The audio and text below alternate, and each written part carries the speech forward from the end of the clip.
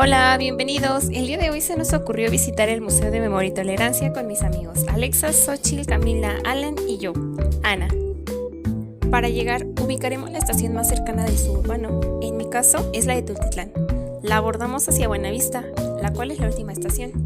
Para transbordar el metro en la línea B, bajaremos en Garibaldi, donde nuevamente debemos transbordar la línea 8 y bajamos en Bellas Artes para caminar por el Parque La Alameda Central y ubicar la Avenida Juárez para cruzarla donde se encontrará nuestro destino. El Museo de Memoria y Tolerancia tiene un costo en sus boletos de 105 pesos si cuentas con una credencial de estudiante o la entrada general en 140 pesos. Antes de entrar nos encontramos con un objeto bastante interesante, el cual es un pedazo del muro de Berlín. Este despertó una curiosidad y captó mi atención de inmediato debido al estado desgastado en el que se encontraba, con el notorio paso de los años, pues se nota en algunas partes pinturas ya borrosas, varillas salidas, al igual que nos da la oportunidad de imaginar lo que era estar separado por un muro de tal tamaño. A su costado se encuentra una frase, la cual dice: "No olvidemos la tiranía de quienes construyeron este muro, así como el amor a la libertad de quienes lo hicieron caer". El guía de audio lo obtenías ya casi entrando al museo. A tu mano derecha encontrarás a unos curadores en los que tendrás que pedir tus audios con audífonos. Tendrás que colocarte los audios con un código que va a estar dentro de cada sala. Adolf Hitler, quien en pocos años convirtió al nazismo en una de las primeras fuerzas políticas, transformó el partido obrero alemán en una instancia de extrema derecha, es decir, promueven y sostienen posiciones de discurso ultraconservadores. Para 1932, el partido nazi tenía 800.000 miembros y era de mayor presencia en el parlamento. Las dificultades económicas fueron el factor crucial en la unificación ideológica. Tras las elecciones de 1932, el número de desempleados se redujo drásticamente. Las condiciones de vida en el gueto son horribles. La mayor parte de la zona no posee agua potable ni un sistema de cloacas. La vida se caracteriza principalmente por el trabajo arduo, la superpoblación y la hambruna.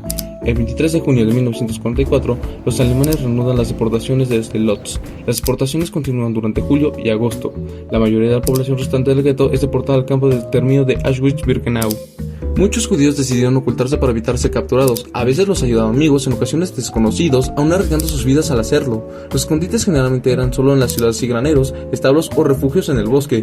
Los vendedores de pan y comida que se colocaban fuera del gueto de Varsovia vendían sus productos hasta 3 veces más caros a los contrabandistas del gueto, que arriesgaban la vida al salir de comprar estos productos. También es un trágico recordatorio entre una división y control autoritario en donde solo había una falta de libertad, una división entre una parte de Alemania y el resto del mundo, separando familias, ideas, el país, solo con un propósito: la opresión. Al entrar al museo te da la bienvenida con una sala con diferentes pantallas que te explican qué tan atroz fue el Holocausto y cómo afectó a diferentes familias de diferentes maneras, terminando con un mensaje en donde te invitan a tener tolerancia. Te sorprende con diferentes instrumentos para saber quién era racialmente aceptable. Por ejemplo, los instrumentos que medían el color de tus ojos, ya que los alemanes creían que las razas inferiores eran las causantes de afectar a la nación, por mezclarse con razas inferiores. Otro objeto sobresaliente es uno que ayuda a medir las partes del cuerpo de las personas, estableciendo medidas que ellos consideraban perfectas. Diferentes exhibiciones perturbadoras que muestran cómo se empezó a tratar a los judíos en diferentes áreas. En diferentes universidades no se les permitía la entrada, además de que los alemanes habían creado bancas exclusivas para judíos, en donde todos los observaban. Una de las soluciones que los alemanes proponían para eliminar a las razas impuras era la esterilización forzada, una cruel forma de hacer que los alemanes con alguna enfermedad o discapacidad dejaran de afectar a la nación, y que se implementó legalmente en 1933 y 1955. Los objetivos eran claros y calculados fríamente: un genocidio final, la característica del Holocausto que buscaba un sustento legal de odio contra otro grupo. A un mes de que Hitler tomara el poder, se abrió el primer campo de concentración en Dachau para confinar prisioneros políticos y opositores al régimen nazi, la quema de libros, el boicot económico y la destrucción de sinagogas, con algunas de las acciones que se utilizaron para instaurar un régimen de terror. Antes de ingresar a las cámaras de gases, eran llevados las personas aleatorias para comenzar un proceso de higiene en donde los desnudaban, los bañaban y les quitaban hasta el último vello.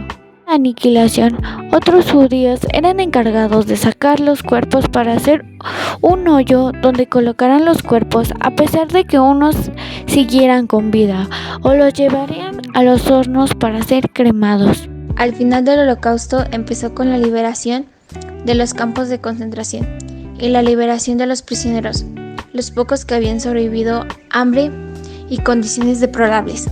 En 1945 se liberó el campo de concentración más grande, Auschwitz, quedando al expuesto las pieles de los cadáveres de los judíos.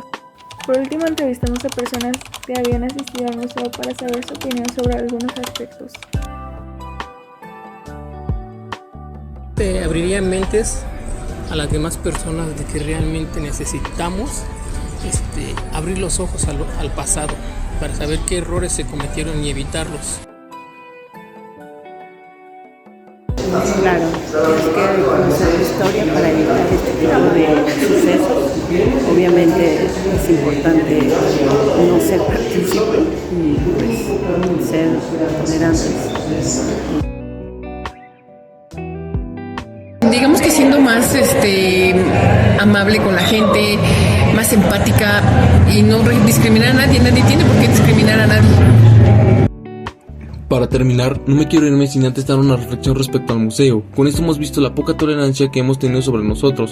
Actualmente todavía se desarrollan conflictos ya sea por el poder o por no seguir ciertas dogmas, pero a pesar de ello debemos ser fuertes, conservar la esperanza y estar unidos. Recordar que la única forma de que el mal gane es que las personas buenas no hagan nada. Así podremos conservar el equilibrio de la paz y del caos.